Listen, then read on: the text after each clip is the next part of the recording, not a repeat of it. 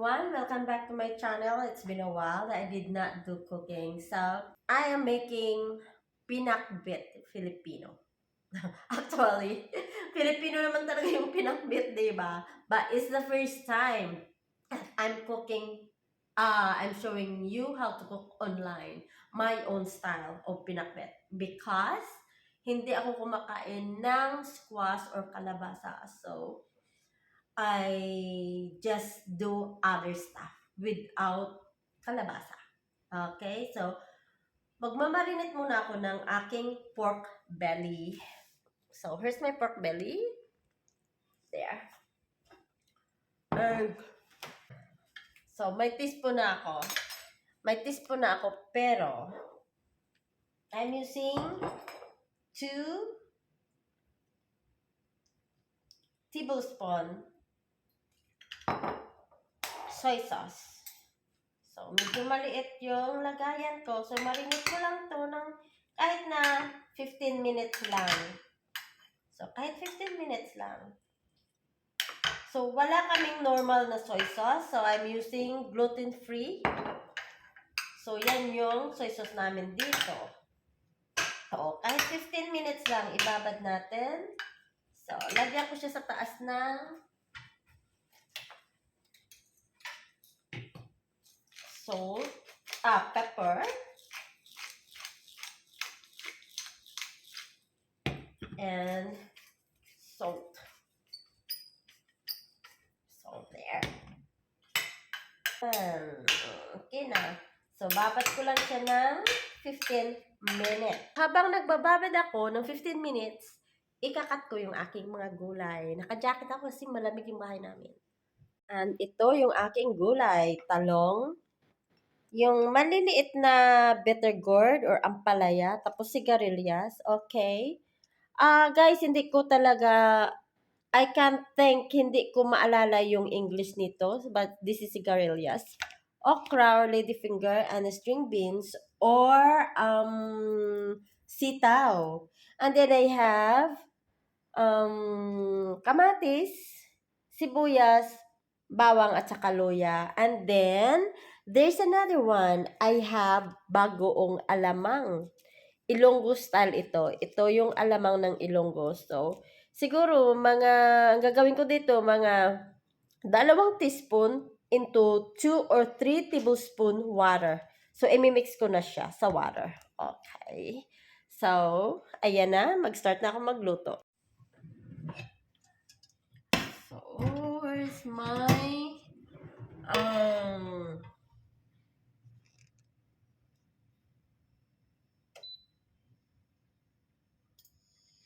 yan.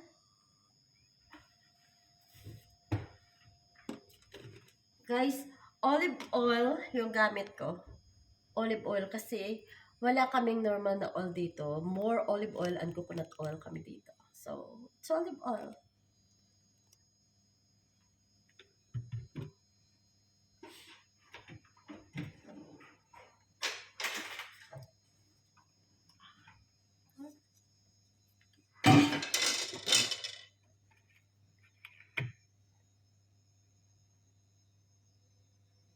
So, roughly, it's 2 tablespoons olive oil.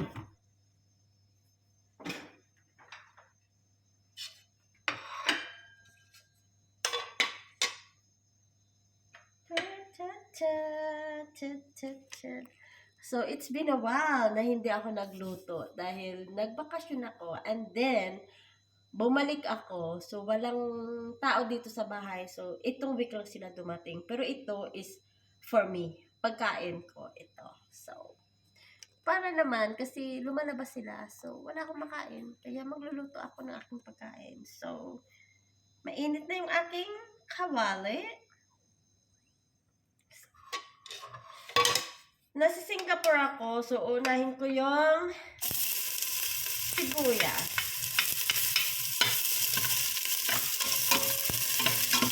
Hanggang maging translucent siya. Yan. Ayan na, dali lang. Garlic and luya. Ayoko masunog yung luya ko, so I just keep stirring it.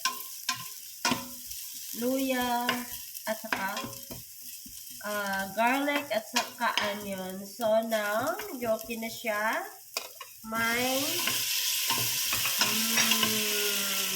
tomato. Kasi gusto ko kasi yung tomato medyo ano siya, medyo mushy. Yan ang gusto ko sa tomato.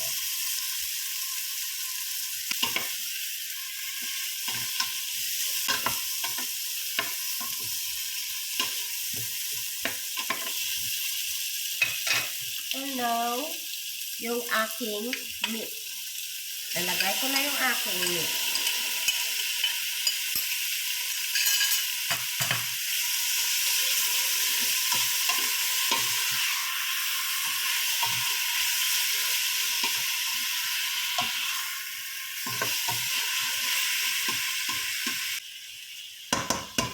So, takpan ko muna.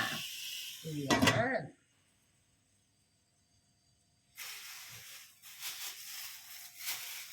Luto ko yung meat ko. Ito yung aking bagoong. So, around ayan. Ito ay luto ng ate ko. So, gawin ko lang about 2 teaspoon. Nilalagyan ko siya para hindi gaano maamoy. Kasi nilalagay ko siya sa refrigerator. And then, lagyan ko lang siya ng konting tubig to dissolve. So, about 1/4 cup.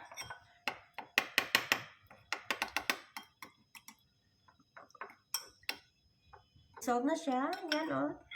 Nako. Guys, ang bango. Bango. So, balik tayo sa niluluto ko. Ayan.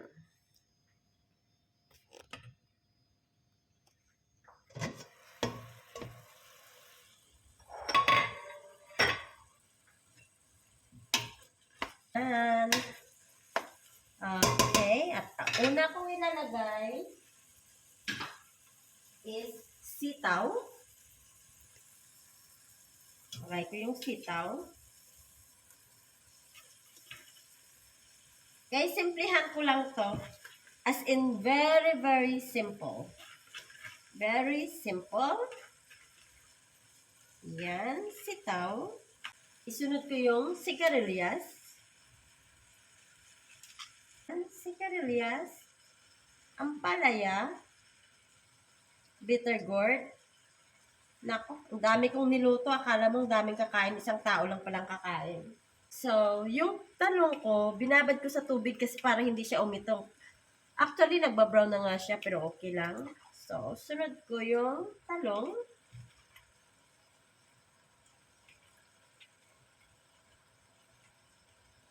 My favorite. This is my favorite. Okra is paborito kong gulay. Yan. So, okra. Yan. Nako, isang kaldero. And then, isunod ko yung aking bagoong. So, isunod ko siya.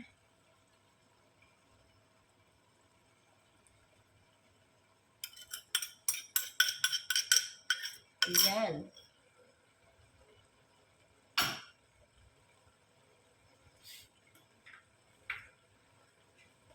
Oh my goodness. It's really good.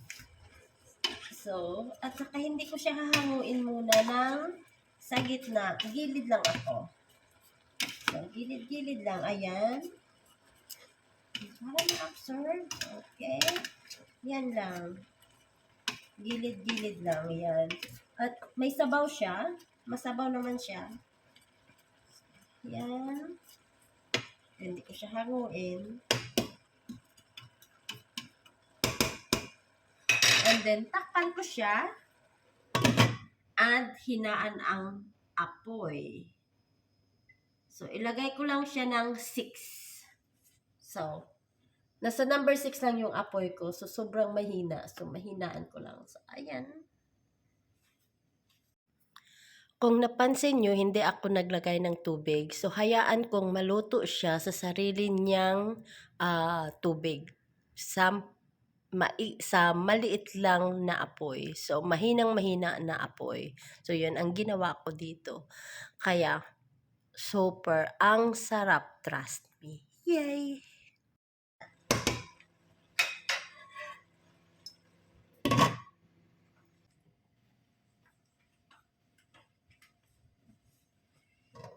Ayan, check ko ulit. Kung luto na yung gulay at kung may sabaw pa.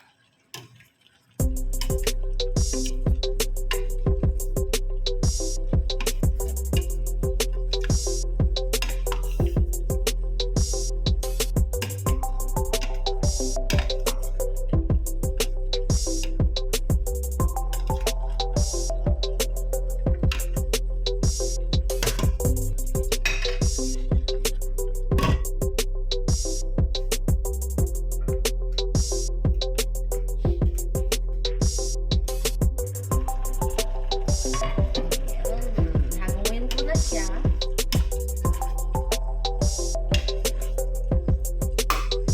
Try ko, i-try. Sabaw na muna, sabaw.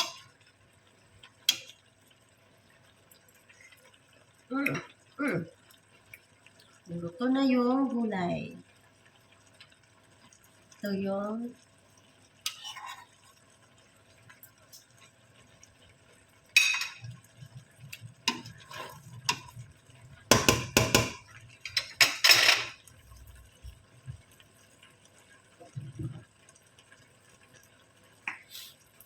kaya maglagay na ako ng patis. Free sauce. Oopsie. Ito lang.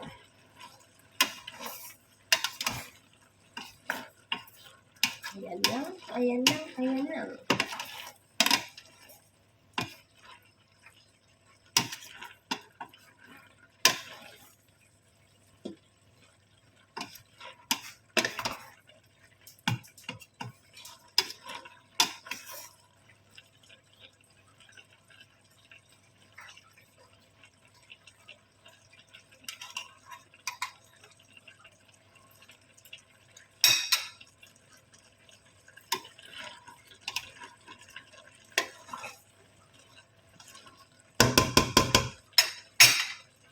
Okay, kunting oras pa.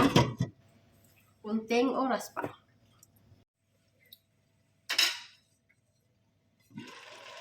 So yan, at okay na. Yan, masarap na siya, masarap na. And my pakbet is ready. There. Thank you for watching. Don't forget to like and subscribe and bell all na rin para updated ka sa mga susunod ko na video. Bye!